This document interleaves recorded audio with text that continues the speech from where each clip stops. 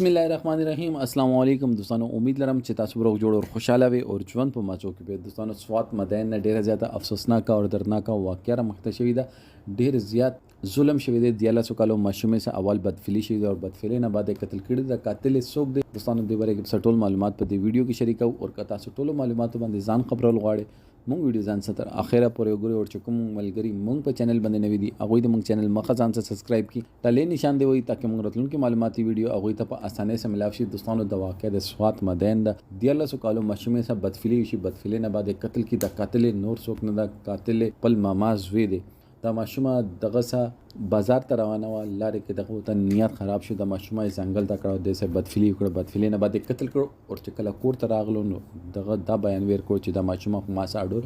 لاړه نو پولیس کله خپل تفتیش وکړو لاش ملا شو ډي ان اے ټیسټ وشلو هغه نه دا خبره واضح شوله چې د ماشومه سره اول بدفعلی شوی د بدفعلی نه بعد قتل شوی د کله ډي ان اے سیمپلز واخصلو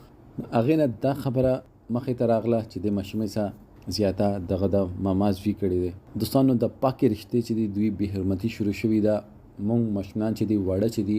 هغه اعتبار کوي او هغه اعتبار کوي به داسې واقعیت را مخې ته کیږي چې کوم چې نوی را مخې ته کیدن انسان شیطان ته په خپل په نفس په ذریعه وت الله را ور کوي او بیا چې کله هغه یو کار وکي نو بیا ډیر زیات پښیمانه وي د الکه چې ما اس کله دا اراده نه و خو چې شیطان مجبور کړم نو ما دا غلط کار وکړ او دا داسې کار دا چې درا واپس کیدل نشي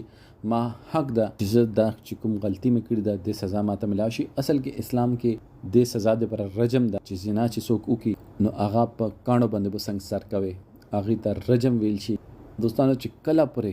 مونږ عدالتونو کې انصاف په ټایم باندې نه ملایږي یا مونږ پتانو کې ظلم کیږي هغه ټیمپري د معاشره کې داسې ظلمونه وکړي دوستانو دې باره کې تاسو سره ایدا کمنټ سیکشن کې خپل رائے اظهار ضرور وکړئ والسلام